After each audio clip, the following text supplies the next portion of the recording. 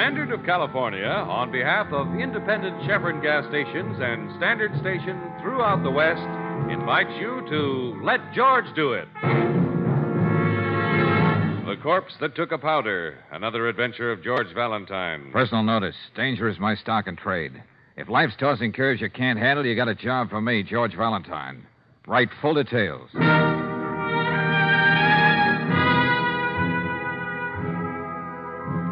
Dear Mr. Valentine, they say that if you think about suicide twice, you won't go through with it. Well, I've thought of suicide over and over again. Tomorrow evening, I'm going through with it. Unless by then you can find some way of freeing me from this horror and the fear that's driving me to this. Hurry. Please hurry, Mr. Valentine. I need somebody's help so badly.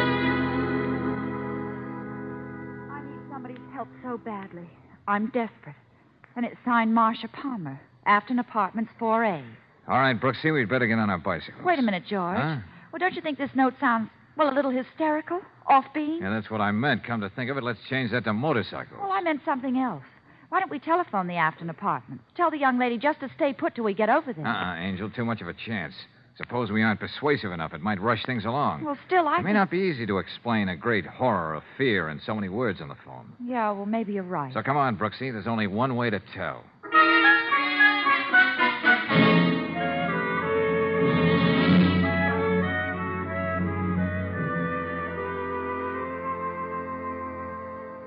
Excuse me, Mother. Oh, young man. You nearly frightened me out of my wits. Oh, sorry. We just wanted to get to one of those bells. Oh. Funny how you fall into a routine, miss.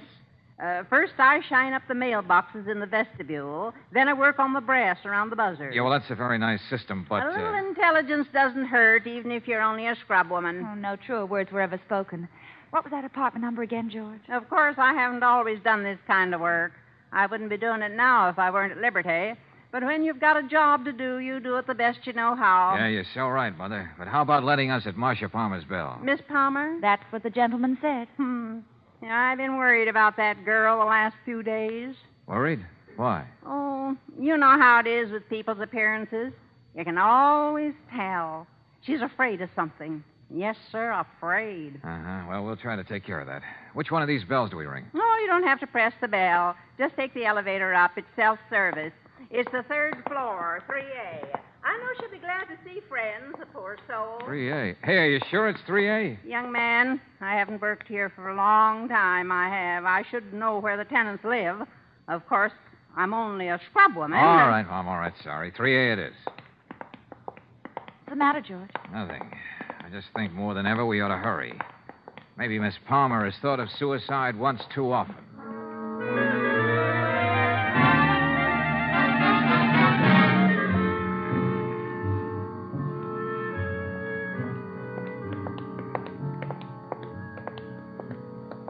Here we are, George. 3A. Yeah. She's just got to be in, Brooksy. Well, that's a good sign. I heard somebody moving inside. Good. Yeah. What?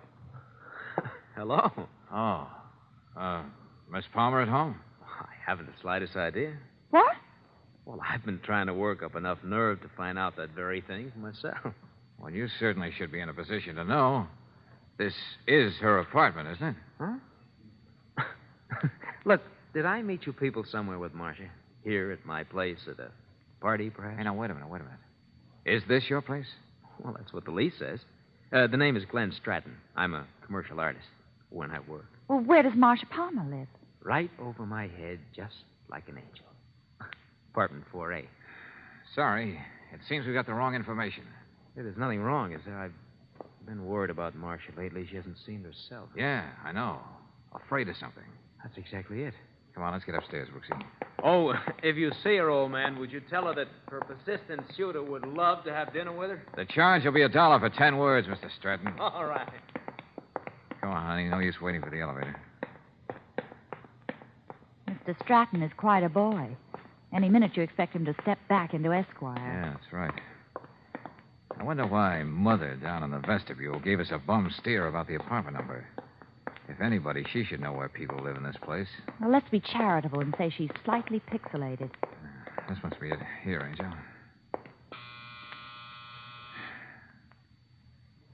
it again.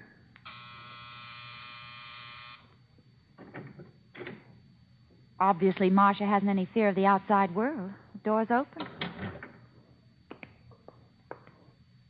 Miss Palmer?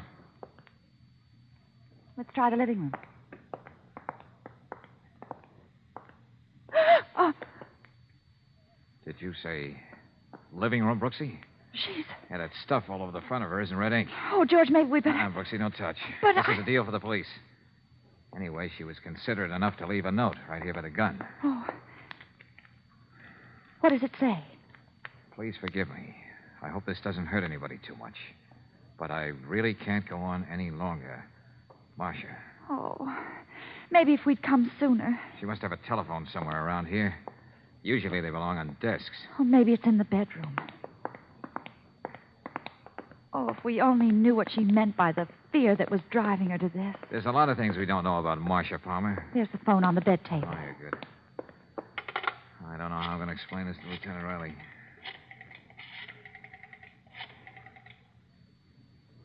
Hello, Riley's office, please. This is Valentine. It seems simple enough to explain, but when you're all through, somehow you don't believe it. Oh, hello, Riley. Yeah, me. I'm at the Afton Apartments, 45 Lorraine. Yeah, I know you're happy to know where I am. Now, look, a client of mine, Marsha Palmer's committed suicide. Okay, I know it's a big town and you can't go poking into every suicide, but... Oh, sure, I could report it through the ordinary channels, but believe me, there's something offbeat about this case. Okay, if you don't want to bother, I'll just take care of this myself. Okay. Well, I guess we can expect a lieutenant, Brooksy. Good. Now, let's get inside and see what we can find around here.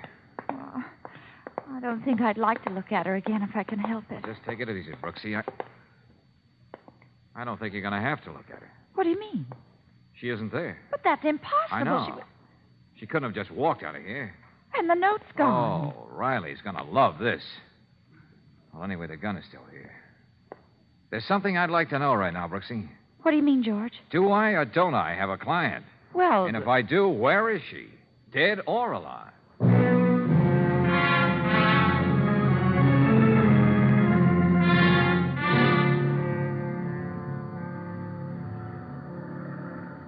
Oh, hey, you. You're the janitor here, aren't you? I'm the superintendent here, if that's what you mean. Oh, I'm sorry, Chief. Not that I believe anything like this happened, but did you notice Miss Palmer leave the building within the last few minutes? Oh, the model? Oh, whatever she was, did you see her? No, and I've been working on this lawn for the last half hour. And if she did, I certainly would have... Young lady, did you say whatever she was? Skip it, Chief. Now, did you see anyone else come out carrying a large bundle and driving off with it? Nobody. This is a very quiet time of the day around here. I see. Hey, look, who are you people anyway? Say, I want to talk to that elderly lady who cleans the halls for you. And have you understand that I do every stitch of work around here myself. That's why it's so neat and clean. But we talked to a scrub woman when we came in. In the flesh. We don't have a scrub woman here. The way I keep this place, you can eat off the floor. But I just... We have no scrub woman.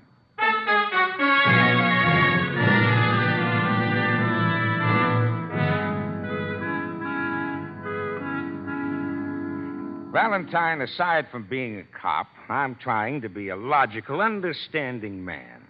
When you tell me there was a girl sitting in this chair when you came in and she committed suicide, natural curiosity makes me ask one simple question. Where's the body? We don't know. Stop repeating yourself, Miss Brooks. But she was there.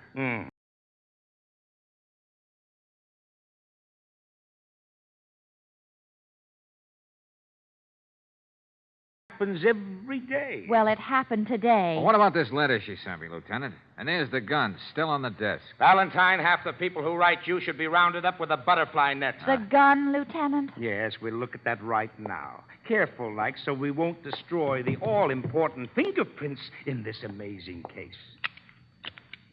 There. Do you see what I see, Mr. Valentine? Yeah. Not one shot's been fired. And from the looks and smell of this murderous instrument, I'd say it hadn't been used in weeks. All right. I admit I'm stumped. And this is the gun the girl who isn't here used to commit suicide. Yeah. How do you know she was even dead? Did you examine the body? That's not fair, Lieutenant. You know you're not supposed to touch the body. And where is this female Harvey who loves to polish mailboxes and doorknobs, but who doesn't work here? Don't rub it in, Lieutenant. But I'm going to find an answer to this. Oh, it's all yours. I'm going to have one of the boys track down your Miss Palmer for you, but if you ask me, my friend, somebody's taking you for a ride. Well, if you ask me, my friend, it's Marsha Palmer who's been taken for a ride.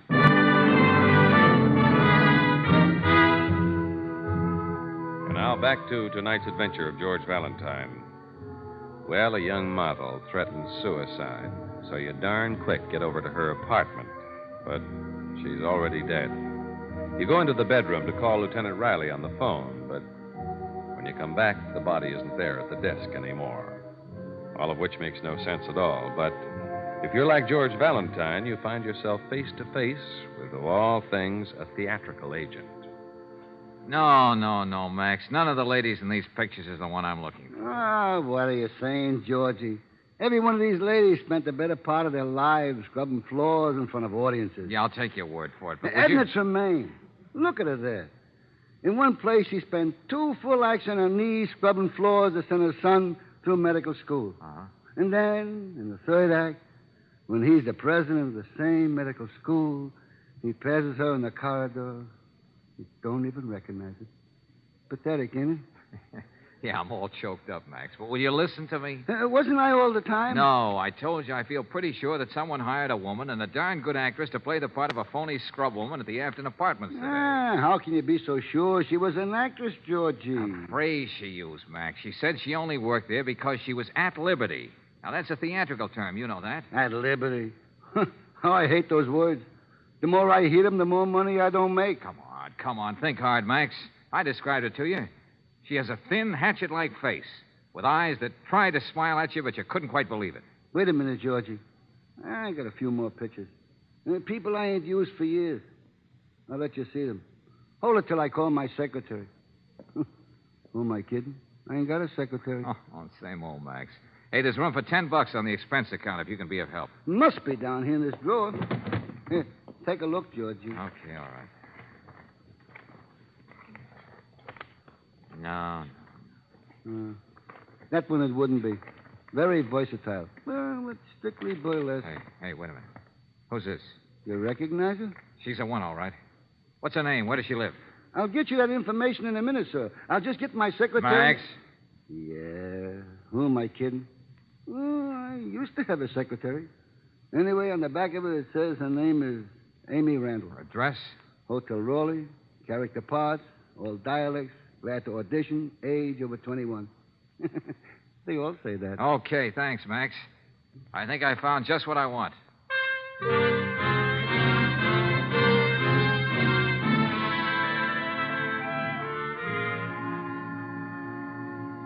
I don't know how you found out where I live, Mr. Valentine, and I don't know what you want from an old scrub woman. Do you mind if I hold your hand a minute, Mom? Now, young Such man, soft, well-kept hands.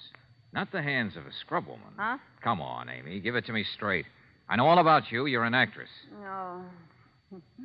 And I thought I played my part so perfectly. Oh, that you did. You did that. You deserved 3 curtain calls. But come on now. Who hired you to be there just when we arrived? When you've been out of work as long as I have, Mr. Valentine, you don't ask any questions. $50 for an hour's work is a lot of money. Who was the man? He never said. He gave you a check, didn't he? No, it was all cash. What did he look like? Well, he was rather short and stout. Uh-huh. And he had just a kind of fringe of gray hair on his head. Yeah? Told me he saw me on the stage once and looked me up. He said he was playing a practical joke on somebody. I just had to say I was worried about Miss Palmer and put on an act. Uh-huh. For a moment there. Didn't you really believe I was a scrub woman? Didn't you? I told you before, Mom, you were slightly terrific. You don't know what it means for me to hear you say that. And you don't know just what kind of part you played in a little drama today. What? But then again, that makes us even, Mom. I don't know that either.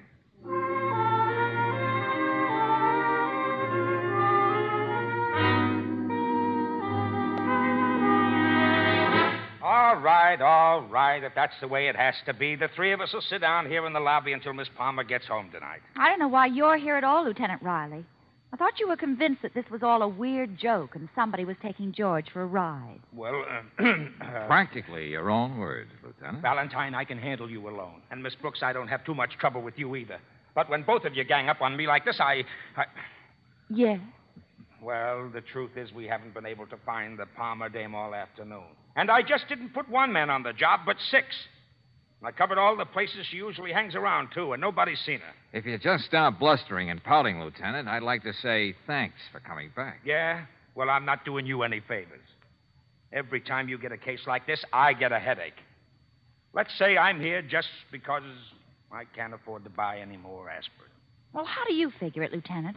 Somebody went to a lot of trouble to hire an actress so she could create an appropriate atmosphere for the so-called suicide. I know, Miss Brooks, I know. Lieutenant Riley. Stratton, I told you the first word I got about her, I'd let you know. Oh, thank heaven you're still here. What's the matter with you? What happened? She's up there. Miss Palmer? Up where? In her apartment. She's sitting there at the desk. I thought for a moment she'd speak to me, but she didn't. Okay, she don't didn't. fall apart. Let's have it in clear, simple language. Huh? In words of small syllables. She's dead. She killed herself.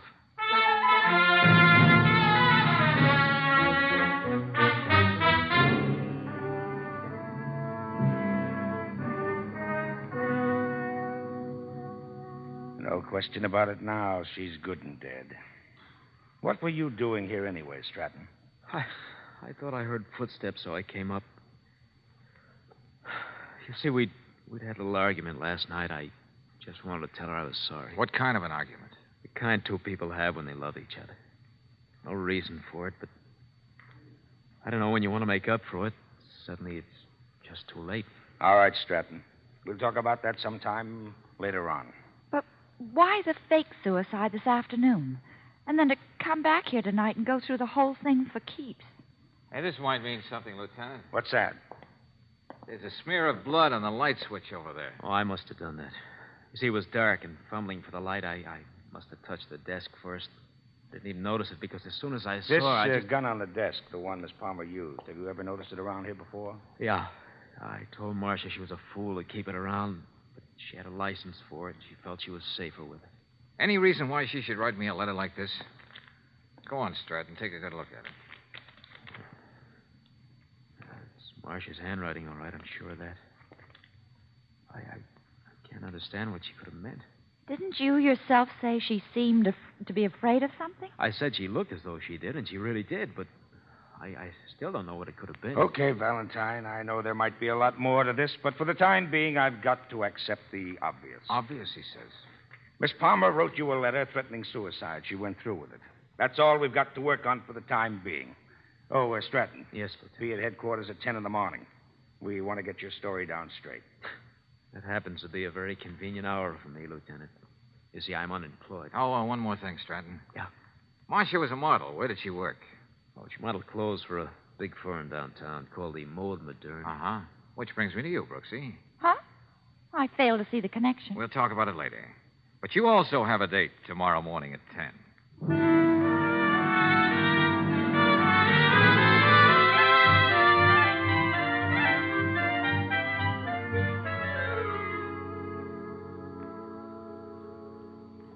Yes, Miss Brooks. I'm Miss Gavin, the head model here. Well, I know you're going to think I'm just perfectly mercenary. Aren't we all? I mean, to be here at the Mode Moderne the first thing in the morning after reading about what happened to that poor Marsha Palmer. Wasn't it perfectly awful? Yes.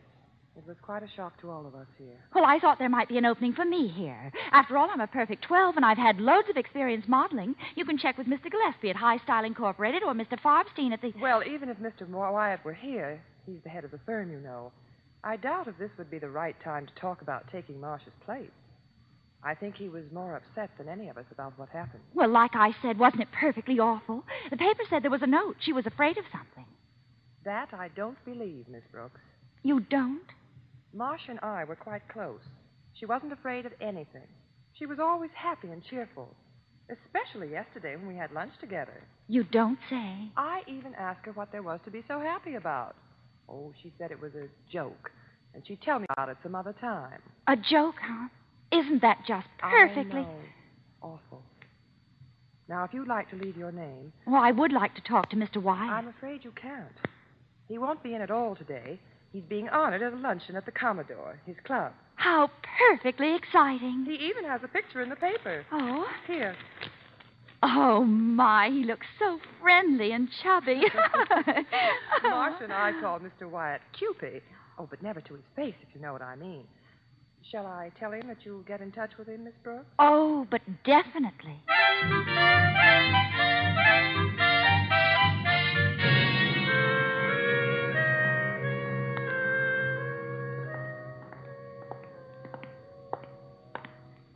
Well, your little interview at Mode Moderne, Angel, only makes this case screwier than ever. Well, as soon as I heard about Mr. Wyatt and saw his angelic countenance in the paper, I thought he might fit in somewhere. Yeah, a short, chubby little man hired our actress friend to play scrubwoman. Oh, he fits in all right, but not with the facts. What do you mean, George? Just a minute, Brooksy. Let's go and see Riley, see what he's got out of Stratton. Oh, Valentine. I've been expecting you. Good morning, Lieutenant. Oh, yeah, Lieutenant. Oh, so. Well, here's the way it stacks up this morning. The medical examiner goes along with the suicide theory. Gun, fingerprints, everything. Stratton here tells a straight story. Thank you, Lieutenant. So that's about it for now, Valentine. Just one thing's been puzzling me. Yeah? Stratton, apartment 4A where Marsha lived has exactly the same layout as yours in 3A, hasn't it? Well, I suppose so. You know, these apartment houses, not much imagination. But you said you fumbled for the light switch and got blood on it because you were over at the desk first. That's exactly what you said, Stratton. Well, I suppose so. I don't remember. 3 of us were there when you said it. Now, why did you have to fumble for the light switch? It's exactly in the same place in Marsha's apartment as in yours, right next to the door. Well, maybe I didn't explain myself just you were right. planning Marsha's body at the desk where it was, and the gun, too. No, you're That wrong. you wanted to do in darkness. Then you put on the light and went running downstairs. That's why Hold you... it, Valentine. Hold it. I'll take it from here. Look, Lieutenant, you got to listen to me. That smear of blood on the light switch put you square on the spot, fella. Now, the less you say now without a lawyer, the better. I'm holding you on suspicion of murder. Well, you'll have to pardon us. Brooksy and I have a luncheon date at the Commodore. Huh? Have we? Oh, yes. Oh, wait a minute, Valentine. I want to talk to you Maybe about... you're happy about this way this case washed out, Lieutenant, but I'm not.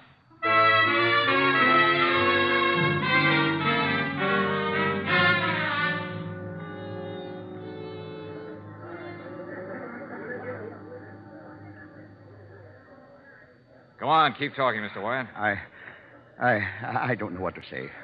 I should be inside in the ballroom, Mr. Valentine, talking to the fellows. How can you even think of your silly club now, after everything that's happened? All in all, it was a pretty elaborate job, even hiring a character actress to build suspense. Yes, I tried to think of everything. You did. Oh, it was a clever stunt, all right, getting Miss Palmer to write that letter to me. It amounted to a suicide. I knew I couldn't afford to overlook a thing. I'm sorry. Sorry I ever got involved in the whole mess. Okay, Mr. Wyatt, don't take it so hard. You better get back to your luncheon. And, oh, yeah, go easy on the cream chicken.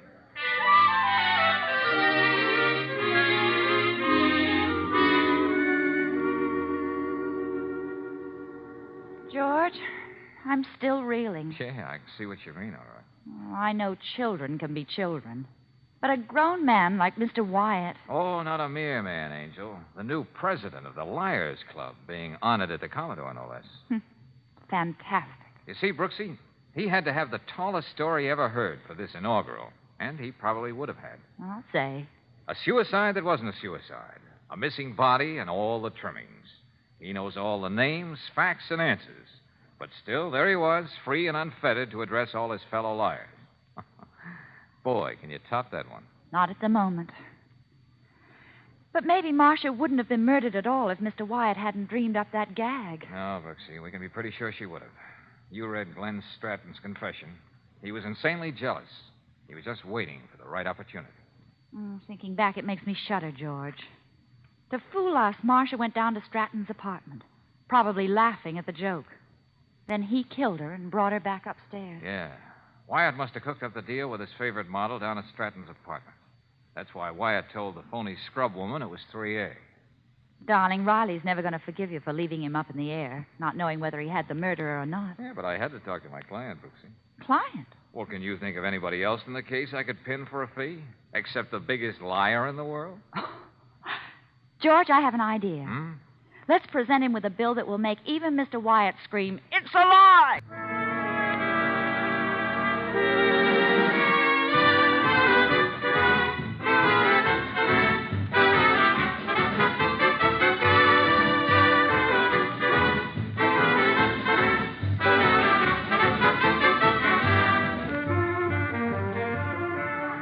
Tonight's adventure, George Valentine, has been brought to you by Standard of California on behalf of independent Chevron gas stations and Standard stations throughout the West. Let George Do It stars Robert Bailey as George with Frances Robinson as Claire. Wally Mayer appears as Lieutenant Riley. Tonight's story was written by David Victor and Herbert Little, Jr. and directed by Don Clark. Also heard in the cast were Jacqueline DeWitt as Gloria, Tony Barrett as Glenn Stratton, Gwen Delano as the scrub woman, Ralph Moody as the janitor, and Harry Lang as Max. The music is composed and conducted by Eddie Dunstetter. Your announcer, John Heaston. Listen again next week, same time, same station, to Let George Do It.